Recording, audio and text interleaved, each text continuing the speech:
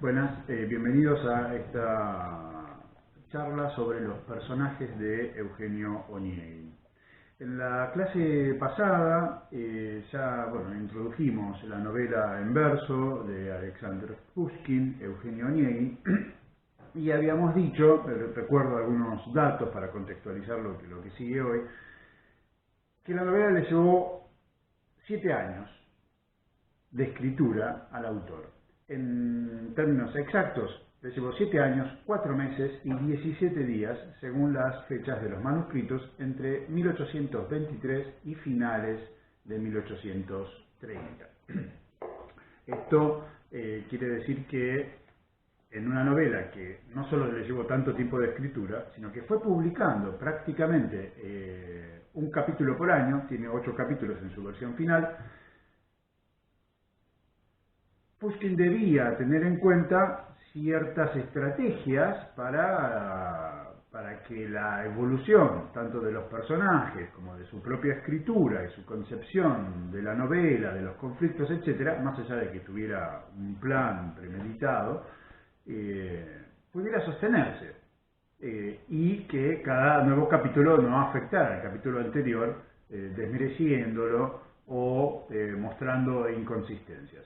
¿Qué hace para esto? Según Lotman, yo les decía, la clase pasada, Lotman es conocido entre nosotros como semiólogo, como teórico de la cultura, pero es al mismo tiempo uno de los más importantes pushkinistas en la historia de la literatura rusa. No les mostré la pasada porque no puedo andar cargando la biblioteca, como los personajes de Swift, pero fíjense, este tomo de Lotman está dedicado exclusivamente a Pushkin. Son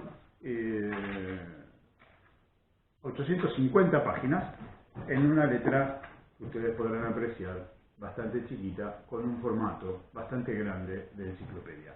Esto es un cuarto de la obra completa de Lotman, que está editada en 4 tomos del mismo grosor y tamaño.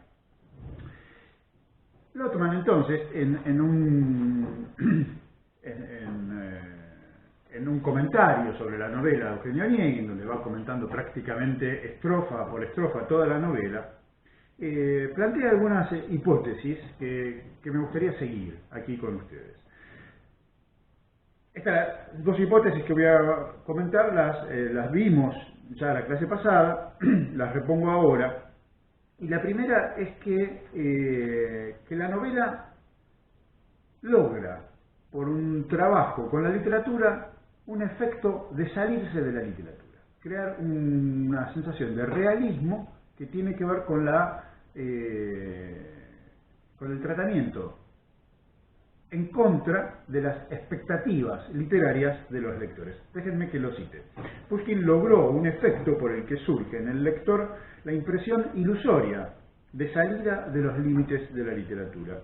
Tal enfoque implicaba no solo subrayar los rasgos de la organización literaria en las diferentes partes del texto, sino una contraposición contrastiva de principios mutuamente incompatibles. Esta contraposición contrastiva de principios mutuamente incompatibles estaría codificada por el mismo Pushkin hacia el final del primer capítulo, donde dice el narrador, que se hace llamar Pushkin: releí todo con cuidado, hay muchas contradicciones, pero no quiero corregirlas.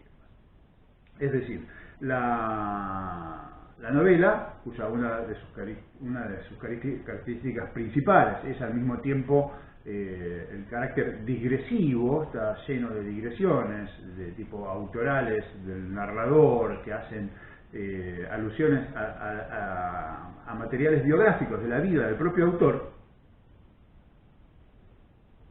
Incluye, ya desde el primer capítulo, y esto es lo interesante, creo, la genialidad de la concepción de Pushkin para largarse a tamaña empresa, la posibilidad de contradicciones, pero no es un anuncio de las contradicciones que van a venir. El primer capítulo ya está formulado de formas contradictorias. Dejo a ustedes, lectores,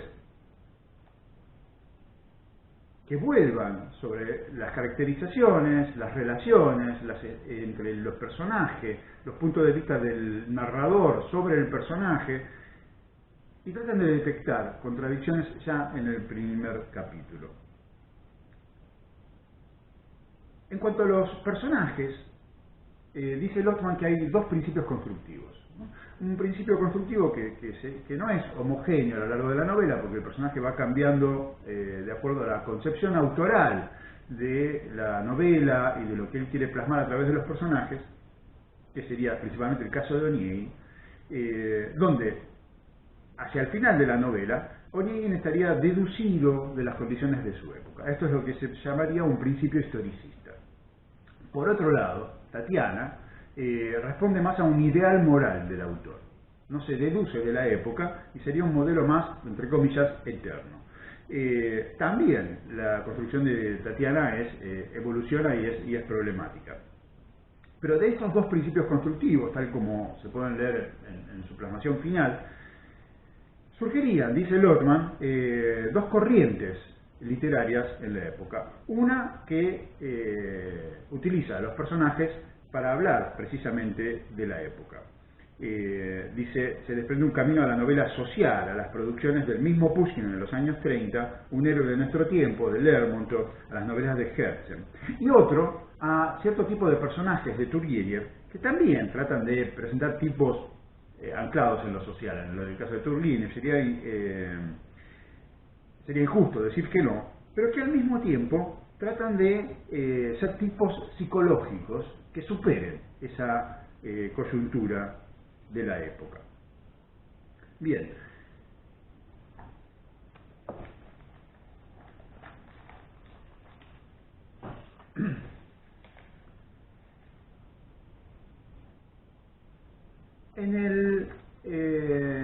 Pasemos a los personajes. El pedante de Bielinski es un artículo de Vissarion Bielinski que fue escrito en 1842. Y él dice algunas cosas muy interesantes. El artículo está escrito, él se disculpa por meterse de alguna manera en la pluma, apelar a la pluma del escritor en vez de a la pluma del periodista. Implica una concepción de la literatura. La fecha me interesa mucho, presten atención, 1842, porque es 5 años posterior a la muerte de Pushkin, e implica, por lo tanto, una concepción que, por lo que van a escuchar, ya estaba vigente en la época de Pushkin, porque no es una concepción nueva que implique un cambio con la historia, todo lo contrario, uno diría, en algunos puntos es una concepción más cercana al siglo anterior, que sigue vigente en este momento, ¿no? La primera característica de esta concepción de la literatura sería la literatura en términos clásicos, apelando a la fórmula de Horacio, debe ser utile et dulce, es decir, útil y dulce.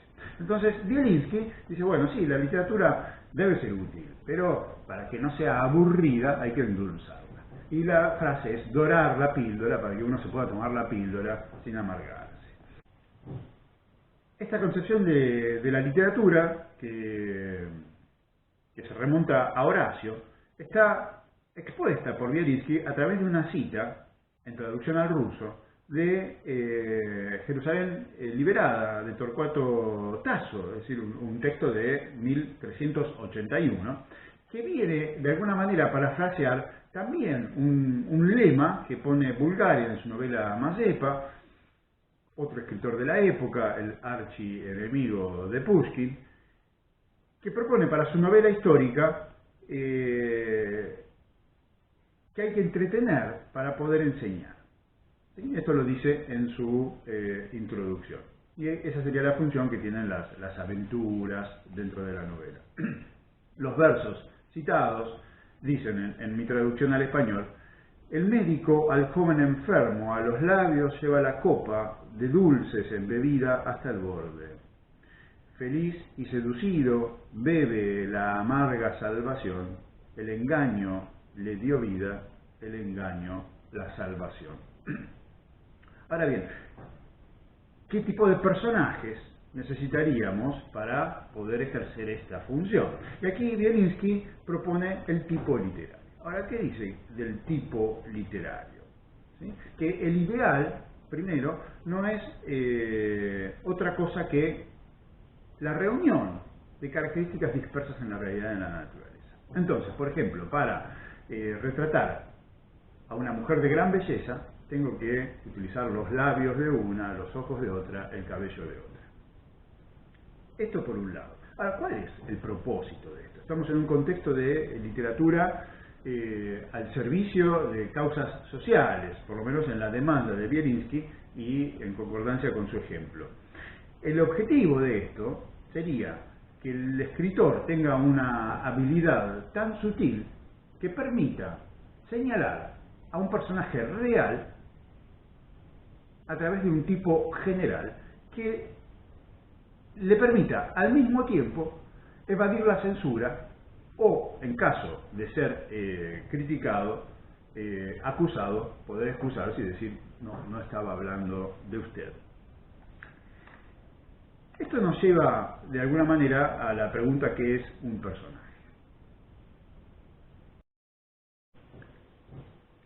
Vamos a pensar que es un personaje en términos generales y también que es un personaje tipo. Ustedes saben, las primeras puestas en escena dentro de la tradición occidental de los personajes era a través de máscaras.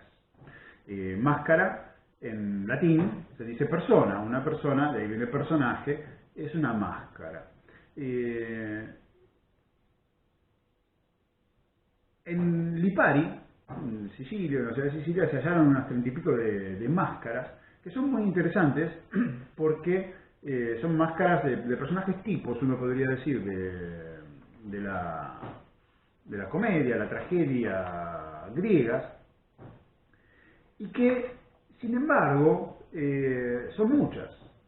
Entonces no solamente tengo a la matrona, al viejo, al militar, etcétera, sino que hay como variaciones individuales de estas máscaras. Uno podría decir, la máscara impone además al actor, ¿no? El actor cuando se pone una máscara, siente la imposición ya de un personaje.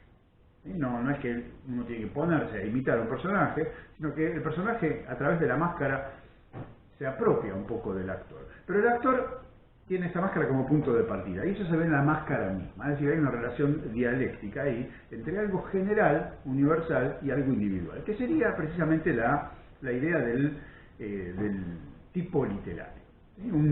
Algo que pueda generalizarse, que sea representante de una época, como sería el caso del hombre superfluo, como tipo literario en la literatura rusa del siglo XIX, Eugenio Onegin, Oblomov sería uno de los últimos, le da nombre Turgenev en Diario de un hombre superfluo, tiene otros personajes como Rudin en su novela, algunos que están a medio camino, como podría ser Bazarov en Padres e Hijos, que no es solamente superfluo, ya es el nihilista, con algunas características del hombre superfluo.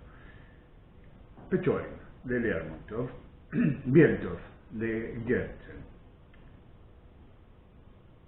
y que al mismo tiempo deben ser individuales, para que yo pueda simpatizar con esa psicología, con esa problemática, en tanto lector, simpatizar o no simpatizar, pero de alguna manera establecer una relación que no sea abstracta, que sea concreta. Hay diferentes posiciones en la literatura, para hacer una breve digresión teórica sobre el tema, en la literatura teórica sobre el tema, podemos pensar en Tomaszewski, dentro de las corrientes más modernas o a partir del formalismo ruso. Dice que el protagonista no es necesario para la trama, sino que resulta de la transformación del material en argumento. Aquí debemos pensar el argumento como el término técnico, sujet, modo de francés, que es, a diferencia de la trama, aquello que sería el orden cronológico, aquello en lo que resulta por el tratamiento estético el texto. Barthes, apoyándose en Greimas, dice que los personajes son necesarios porque dan cuenta de las acciones. ¿no? Son un plano de descripción necesario, pero no son personas, son de papel. Y hacia el final de análisis estructural del relato, dice que los personajes son tipos de discurso. Ahora, esto es una expansión claramente de Greimas, que lo vamos a ver brevemente a través del siguiente esquema. Veamos el siguiente esquema. Tenemos un eje de la comunicación en la parte superior que consiste de destinador, objeto, destinatario. Este eje de la comunicación, es decir, de circulación de un objeto, de un destinador a un destinatario, vamos a tratar de evitar las palabras tanto de persona como de personaje, se vincula verticalmente con otro eje horizontal inferior donde hay un ayudante, un sujeto y un oponente. La vinculación es a través del eje vertical del eje del deseo. Bien, estos rótulos, destinador, objeto, destinatario, ayudante, son actantes, es decir, no son todavía personajes, son roles muy básicos que serían necesarios para cualquier narración. Es un análisis, bueno, claramente estructuralista. Veamos un par de ejemplos. Pueden devenir personajes en todos los casos, aunque, bueno, no necesariamente. Podría haber cosas que funcionen de esta manera sin ser estrictamente un personaje, como es el caso del objeto, que podría ser literalmente un objeto. Supongamos el caso de Caperucita Roja. ¿Sí? Tenemos un destinador, que es la madre, el sujeto sería Caperucita Roja, cuyo objeto u objetivo es la canasta o llevarle la canasta a su abuelita, que es el destinatario. Fíjense, en ese llevar la canasta está el deseo y hay alguien que impulsa esa acción y alguien que la recibe. En el eje del poder estamos en la zona donde aparecen un poco los conflictos, ¿no? Ese deseo se va a ver problematizado. Y vamos a tener a alguien que ayude al sujeto y alguien que trate de impedírselo. Va a ser el oponente. En este caso de Caperucita, claramente el lobo funciona como oponente y el ayudante va a ser el leñador hacia el final del cuento que los va a salvar a ella y a la abuela. Ahora bien, en un cuento, ustedes me dirán, es muy fácil en un cuento como Caperucita, pero ¿cómo hago entrar otro tipo de relatos? Nosotros sabemos que la realidad social se representa por medio de relatos, ¿no? Hay discursos, ya apelando a la frase de Lyotard, ¿no? Las caídas de las grandes narrativas, de la utopía, del socialismo, de la revolución, las narrativas ideológicas que marcaron todo el siglo XX, la Guerra Fría y ya antes desde la Revolución Rusa. El siglo XIX también, ¿no? Con la emergencia del socialismo y de los socialismos utópicos. Dice Lyotard, en el posmodernismo esto cae a partir de la caída del muro y de la irrupción, digamos, del neoliberalismo. Habría que ver qué otras narrativas, no sé si grandes o no grandes, reconocidas o camufladas, siguen gobernándonos. Porque el hecho es que siempre nos movemos por medio de narrativas. Entonces, por ejemplo, veamos la narrativa marxista que acabo de aludir, ¿sí? El sujeto, ¿qué sería? El proletariado. El objeto es la revolución, pero que tiene un destinador, ¿no? Que es la historia, ¿no? En esta versión inmanente, secular, de la lucha de clases, etc., con un destinatario que sería la humanidad entera, la liberación de todos los seres humanos. ¿Quiénes ayudan a este sujeto? Bueno, según quien vehiculice esta narrativa va a variar, ¿no es cierto? Puede ser los bolcheviques, puede ser otras facciones partidarias. ¿Y quién será el oponente? Bueno, obviamente la burguesía. Ahora, si esto parece como muy esquemático y le quita peso y seriedad aparentemente a la narrativa marxista, para que no me traten de tendencioso, veamos otra, en alguna medida opuesta. Cristo, ¿no?, como sujeto, tiene por objeto redimir y salvar a los hombres. Ahora, ¿quién lo envía a Cristo? Dios. ¿Quién es el destinatario? La humanidad que debe ser salvada. ¿Quién ayuda a Cristo? La Iglesia. ¿Y quién se le opone? Obviamente el diablo. Es decir, el esquema parece funcionar. Ahora, lo que también es obvio es que en esos roles muy básicos se pierde mucho, se simplifica y hasta parece surgir algo así como una caricatura, ¿no? El desafío, me parece, es complejizar precisamente esto, y eso va a surgir a medida que se desarrollan los personajes. ¿Cómo funcionaría esto en el caso de Onegin? No es tan claro, ¿no es cierto? No es tan claro porque es una novela de 8 años y uno podría hacer incluso segmentos. Hay como narrativas dentro de las narrativas que se van amalgamando.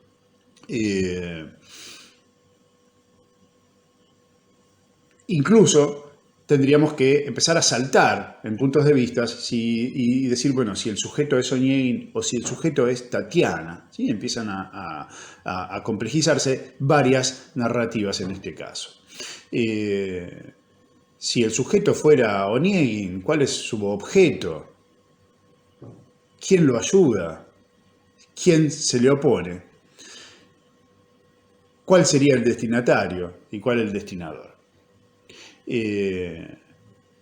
Todo esto está muy problematizado en el caso del relato de Eugenio Onegin por la perspectiva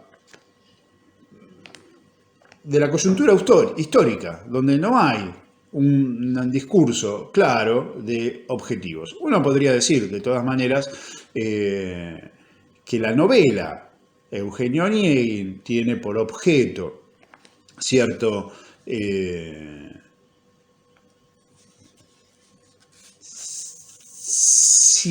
acción en contra de discursos hegemónicos que están destinados por Pushkin, por su entorno, por el discurso del que viene, que tienen por destinatario la sociedad rusa, tal vez para liberarse de estos conceptos hegemónicos que tienen que ver con el zarismo, con la opresión, con el exilio, con la represión de la revuelta decabrista, que tiene por ayudante a todos los amigos de Pushkin que lograron publicarla y que tiene por oponente al zarismo y a la censura que tratan de conducirla hacia otros puertos.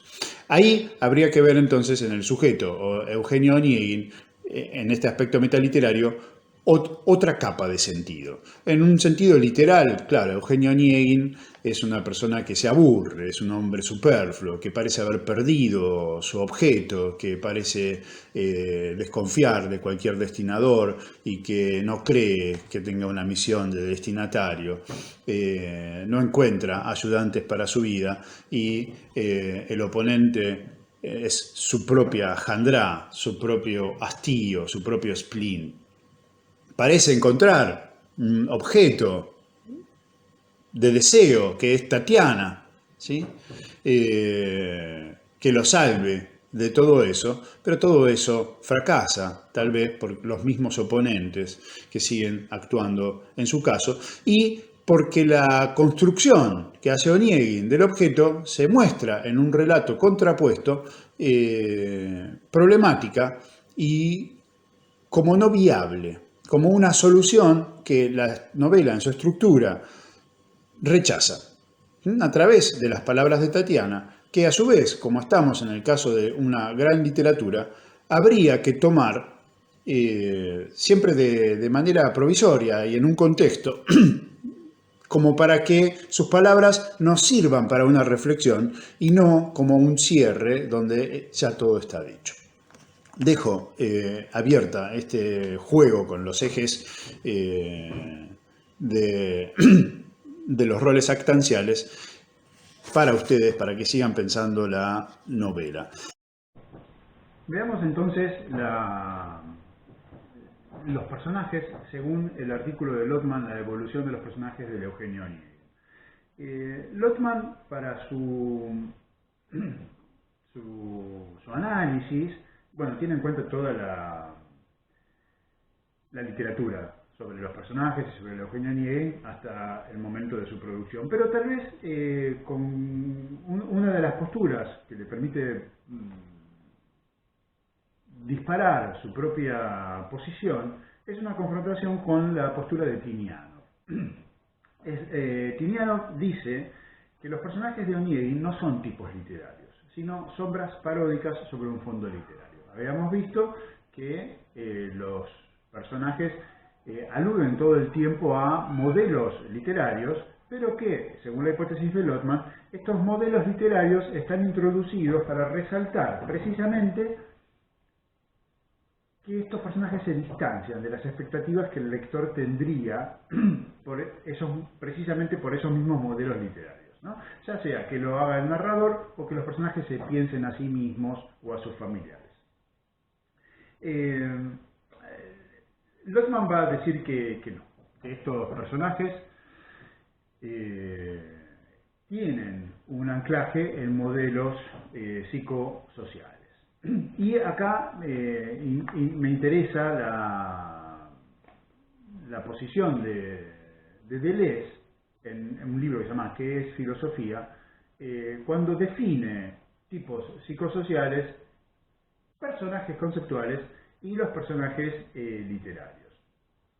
Porque el personaje tipo literario que estábamos viendo en el pedante de Bielinski sería la articulación con un tipo psicosocial, ¿no? Esto es lo que está diciendo Lotman de alguna manera como respuesta a Tiniano en una postura tal vez todavía exacerbadamente formalista y de defensa como es la lectura de Eichenbaum del Capote de Gogol, por ejemplo, ¿no? Que obtura todavía una salida a las relaciones con lo social. Los tipos psicosociales, dice Deleuze, utilizando su batería terminológica, dice, en las circunstancias más insignificantes o más importantes, tienen la función de hacer que se vuelvan perceptibles las formaciones de territorios, los vectores de desterritorialización, los procesos de reterritorialización. Es decir, los tipos psicosociales nos permiten captar las relaciones sociales, de poder, de confrontación, en su devenir, en su transformación, en su cambio, en sus circunstancias más insignificantes, como él dice, o más importantes.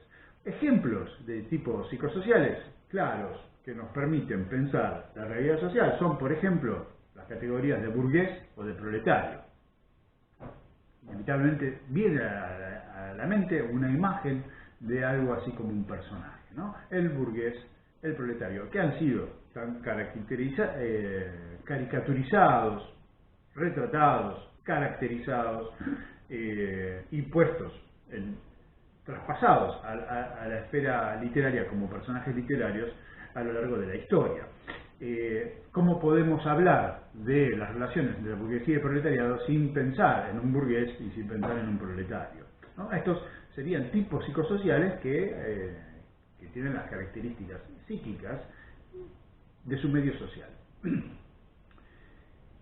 Deleuze agrega a esto los personajes conceptuales. Serían los que funcionan en la filosofía, tienen el papel de manifestar los territorios, desterritorializaciones y reterritorializaciones absolutas del pensamiento.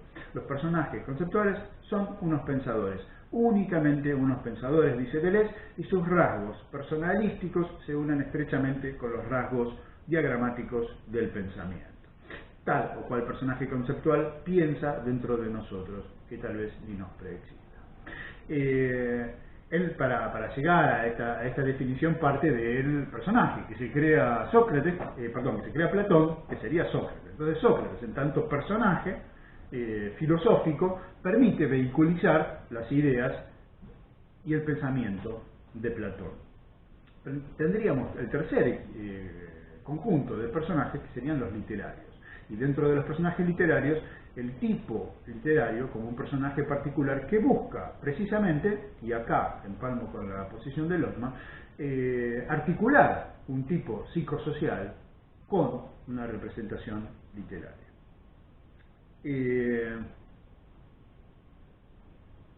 Bien, los personajes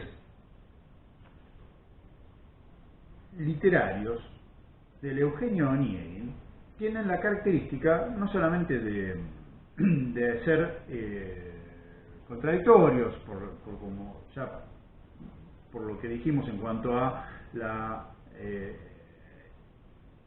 extrema extensión del tiempo de escritura de la novela que fue siendo publicada a medida que iba siendo escrita, sino por el tiempo interno también de la novela que permite la introducción de otros fenómenos. El tiempo interno de la novela es de 6 años. El comienzo de la novela coincide con finales de 1819 y el final de la novela es en marzo de 1825. Es decir, 5 o 6 años, con un final que es anterior a la revuelta decembrista del 14 de diciembre de 1825, cuando un grupo de nobles, amigos, en su mayoría, o muchos de ellos, de Pushkin, intentan tomar el poder y derrocar al zar Nicolás II, que estaba sucediendo a su hermano Alejandro I. La revuelta, bueno, ya todos saben, fracasa y ciento y pico son exiliados a Siberia, algunos 5 o 6 son ejecutados, otros mueren en prisión. Y lo interesante es que si la novela terminó de escribirse hacia el 30, la época post-decabrista termina siendo fundamental para la descripción de lugares, de escenas y para la apreciación de esos personajes que están actuando en un momento anterior. Es decir, la novela se convierte de alguna manera en algo anacrónico que permite decir algo sobre el presente de Pushkin a partir de algo que pasó antes y retratar eso que pasó antes en términos del presente de Pushkin. Al mismo tiempo, este retrato en términos contemporáneos implica que en una novela que empezó a ser escrita antes de la revuelta decabrista, las concepciones de la autora se han cambiado.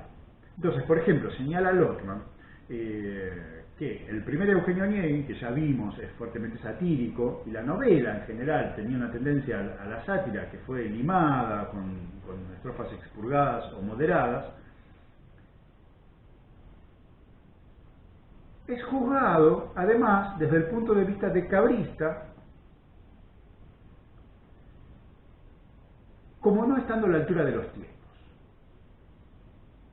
Los decembristas, querían una clase noble comprometida con el cambio social, con una revolución que llevara a una república, probablemente, o a una monarquía constitucional. Había al mismo tiempo cierta desconfianza en el pueblo, no en el pueblo en sí mismo, sino desconfianza en que ellos pudieran, de que el campesinado fuera una fuerza capaz de rebelarse y ser un motor de cambio, ¿no? Por eso la revuelta esta es decembrista, es noble. Para Pushkin, todavía entonces no surge en esta época la cuestión de si las condiciones reales de existencia son causas de la conciencia popular, ¿no? Hay cierta visión moral del mundo, el folclore es el reservorio de este espíritu, el espejo de la poesía, y recién en los años 30 Pushkin va a llegar a la conclusión de que la conducta se explica por los intereses. Eso se ve claramente en su novela, La hija del capitán. Una posición muy moderna. Pensemos que Marx va a estar explicando también las dinámicas sociales a partir precisamente de los intereses de los actores involucrados. hay otra dimensión también que tiene que ver con el historicismo, con la noción de que la personalidad del personaje se deduce de su época. Y esa sería la caracterización del Eugenio Onegin hacia el final. Hay como un cambio en el tratamiento de la novela, en una nueva etapa metodológica, la llama Lotman, a partir del capítulo 7. El capítulo 6 sigue un poco el método de construcción del 5, y en el 7 hay una nueva manera de tratar que está más en sintonía con ver la tragedia con la mirada de Shakespeare, ¿sí? La idea de una evolución histórica y de una nueva conciencia que permite, que es objeto de reflexión a través de estos personajes, y que ya no juzga a Onegin desde ese punto de cabrista original.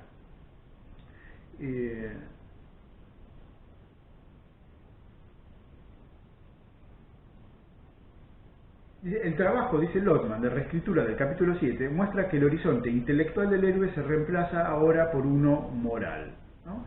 El juicio de la historia requiere una altura intelectual. Acá se estarían mezclando, digamos, los conceptos éticos, morales, con la historia. Y afecta a Tatiana. Recuerdan que Tatiana al comienzo, en la carta que le escribe a Onegin, el narrador un poco irónicamente, con simpatía burlona, dice que pobrecita ella no sabía escribir en ruso, escribía mal, la había escrito en francés y él se va a encargar de traducirla al ruso. Es decir, no es precisamente lo que uno esperaría de alguien que se va a erigir en el alma rusa, como dice también en otro momento de la novela, alma rusa que le gustaba el invierno. En el capítulo 7, precisamente Tatiana es llevada a la casa de Onegin cuando él está ausente y crece intelectualmente, es capaz de ver a través de Onegin, de entender la psiquis de Onegin y elevar su estatura moral para convertirse en jueza. Lotman lo plantea del siguiente modo: cuando Pushkin se da cuenta que necesita que Tatiana termine siendo la jueza, la lleva a la casa de Onegin para elevarla.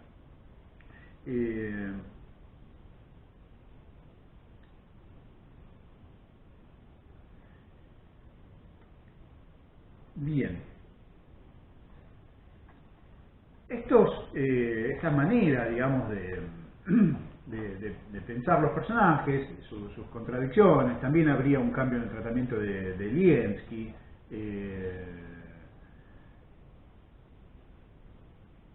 entre los borradores y su plasmación final.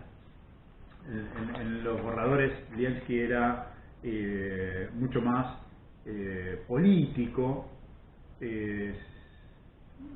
y mucho más satirizado, ¿no? En el sentido de la indignación satírica está moderada, digamos, esa posición, que estaría más cerca del decabrismo, en pos de una caracterización de un poeta juvenil que termina teniendo tal vez no solamente peso porque muere y lo que produce en términos de acciones dentro de la novela, sino porque permite alejar a la novela de Eugenio Onegin de esas posiciones románticas a través de la ironía y la distancia. Me gustaría abordar brevemente una última posibilidad de pensar a los personajes, que es la que establece Deleuze a través de dos conceptos. Uno tomado de Bergson, en el bergsonismo, él habla de la función fabuladora. Y dice de la función fabuladora, es un instinto virtual, creado por la inteligencia, creador de dioses, inventor de religiones, es decir, de representaciones ficticias que harán frente a la representación de lo real. Esta función fabuladora, tomada así en términos generales, tendría la función de hacernos obedecer en la sociedad. y habría una emoción creadora que es diferente de la inteligencia y del instinto. Ahora bien, esta función fabuladora se puede tomar como la respuesta, ¿no es cierto?, a un acontecimiento. Y en este sentido, el personaje también. Veamos primero la función en sí misma. Es decir, fabular es narrar. Todos narramos, lo vimos y necesitamos de las narraciones para explicar el mundo. Si yo ahora, si esto fuera en Zoom, en una comunicación sincrónica, simplemente me callara y desapareciera de cámara, todos empezarían a preguntarse qué pasó conmigo, ¿sí? Sobre todo si pasa el tiempo, no vuelvo. Alguien tiene el WhatsApp del profe, vamos a ver qué pasa, le habrá pasado algo, y para mí yo lo vi que se sentía mal, ya empiezan a ver cosas en mi cara que a lo mejor no estaban, etcétera. Es decir, empiezan narraciones que nos explican la realidad. Uno le pregunta a un niño qué pasa con la luz cuando la apago y empieza una fábula, una explicación, se fue, no sé, se fue a dormir, vaya a saber. Hay narrativas que surgen para explicar de golpe, como un todo, la realidad. El personaje, siguiendo la línea de los personajes de Melville, dice Deleuze, también podría ser una reacción, una respuesta a un acontecimiento. Y en ese sentido surgiría como un todo. Ahora bien, hay una tensión acá entre esta posición, que estaría ligada también a que el personaje fuera vehículo de una visión, con las posiciones que vimos antes, donde el personaje es el resultado del tratamiento textual y surge, incluso en posiciones extremas, podríamos tener un texto sin personajes. El personaje es el resultado de la fábula.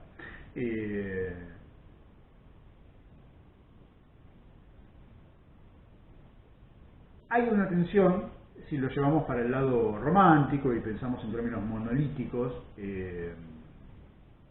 al personaje como algo ya acabado y un todo, que claramente no lo es. Pero el impulso que propone un personaje en la génesis, en ese pensamiento creador, en esa emoción creadora, creo que todavía es válido. Uno puede pensar en una aparición de Onegin, cobraría sentido en un sentido no romántico, secular, la palabra inspiración. De golpe surge una idea, Onegin como respuesta a algo, ¿no? Acá tengo el personaje, y Tatiana también. Ahora, lanzados a la vida, esos personajes devienen, cambian, siguen siendo de papel en algún punto, y son ese entramado discursivo que nunca está quieto. Entonces ahí podemos conciliar algo que tiene que ver con la génesis, con el despertar, que nos permite pensar en una relación con la realidad, el personaje como respuesta a la realidad, con esos condicionamientos y condiciones, maneras de ser del personaje de papel dentro de un discurso literario. Si pensamos, además, la noción de cuerpo de Deleuze, de Aequitas, de un cuerpo que excede, digamos, cuerpos obviamente orgánicos, que un huracán puede ser un cuerpo, que un momento del día, con toda la conjunción de partículas, puede ser un cuerpo, que los cuerpos en ese sentido están perfectamente en un devenir perpetuo, podemos pensar estas colecciones de palabras que conforman a la Eugenio Onegin, estos ensamblajes de palabras, estos conjuntos, estos agenciamientos, para utilizar la traducción habitual, esta disposición de las palabras como un cuerpo que va creando virtualmente en la mente del lector y sobre el papel, en la tinta, un personaje, el cuerpo Onegin hecho de palabras. Onegin parecen ser caracterizados en algún momento, así como resultado de una visión, dice de Onegin y de Liensky, el narrador, se juntaron ola y piedra, verso y prosa, hielo y llama, no tan diferentes entre sí. Tatiana también, alma rusa que le gusta el invierno, ¿no? Parece darnos una visión que es pregnante, que sigue sosteniendo en buena medida las imágenes que tenemos de esos personajes y que, como decía antes, permite articularlos de manera activa y original con la realidad. Habría un último personaje al que no aludía ahora, que Deleuze desarrolla en su análisis de Bartleby la fórmula de los personajes de Melville, donde dice, bueno, el abogado de Bartleby, uno de los personajes, que es un narrador justamente, un narrador no confiable, está en el lugar del profeta, es el que permite la articulación de una visión. Y después, bueno, los personajes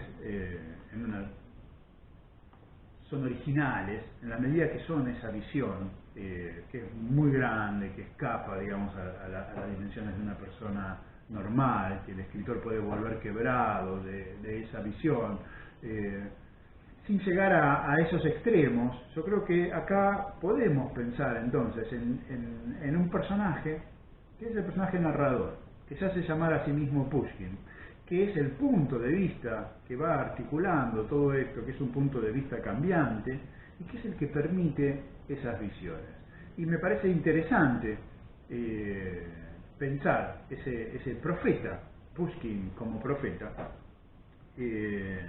Pushkin personaje como profeta, Pushkin que se inventa a sí mismo una biografía y primos en una aldea de campo que no existe y al mismo tiempo introduce sus ansias de libertad, proyectos de huir a África o de exiliarse dentro de la novela, referencias a sus amigos con posterioridad a la cronología interna de la novela, etc. Es decir, un ser de papel hecho con materiales biográficos, que también es un sujeto dentro de esta narrativa. Y tendríamos que pensar si no es Pushkin narrador el personaje principal de esta novela, con todas sus digresiones, con un doble objeto de amor, que son Onegin y Tatiana, ayudantes y oponentes, destinadores y destinatarios. Ya no el Pushkin escritor, que destina su novela a la sociedad rusa, sino el personaje que tiene un deseo, ¿no? Un deseo de libertad, un deseo de cambio, un objeto de transformación. Y les dejo a ustedes que piensen, dentro de la novela, qué elementos van en contra de este deseo que articula el narrador, qué elementos lo ayudan a plasmarlo, y si hay efectivamente alguien que lo destine.